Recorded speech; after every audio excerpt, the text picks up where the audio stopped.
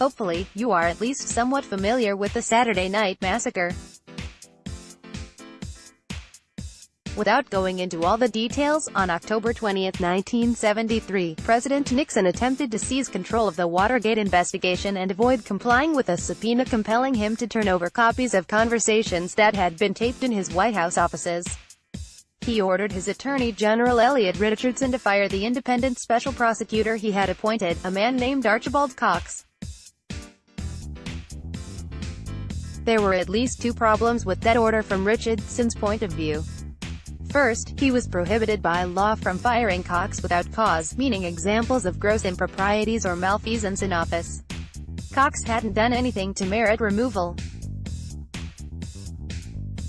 Second, when Richardson was going through the confirmation process, he had specifically promised the Senate that he would not fire Cox without cause.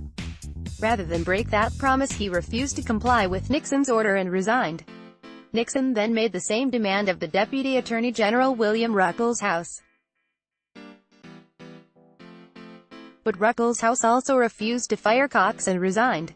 At the time, the third in succession was Robert Bork, who was serving as the Solicitor General.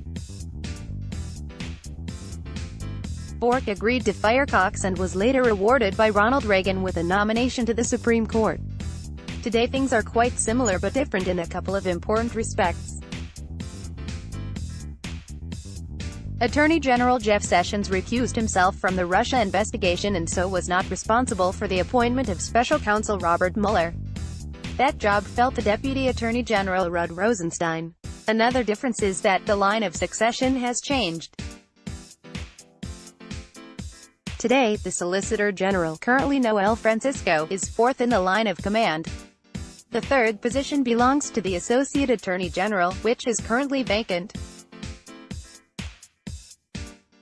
If we were to layer the current line of succession on the Watergate map, it would look like this: Attorney General Elliot Richardson, Jeff Sessions, recused, greater than Deputy Attorney General William Ruckelshaus, Rod Rosenstein, Solicitor General Robert Bork, Associate Attorney General, vacant, greater than Solicitor General Noel Francisco. Next in line currently would be Noel Francisco. But if Trump can fill the Associate Attorney General position with someone as compliant as Robert Bork proved to be, he could succeed in having Robert Mueller fired. The problem is, Trump cannot find anyone willing to take the job of Associate Attorney General. The Wall Street Journal skirts around the real issue here. Trump administration has put its search for the Justice Department's No. 3 official on the back burner after failing to persuade several early candidates to take the challenging position, according to people familiar with the matter. Officials have informally approached at least 3 potential candidates for the post, including attorneys Helgi Walker and Kay Todd, who said they wouldn't be interested in taking on the job right now, according to the people familiar with the matter. Both declined to comment. Mr. Rod Rosenstein lamented the glacial confirmation process during public appearances recently, saying, "It is a long runway for a job that lasts for only a few years. Nominees generally must set aside their law practices while they await a vote, potentially making the positions less desirable."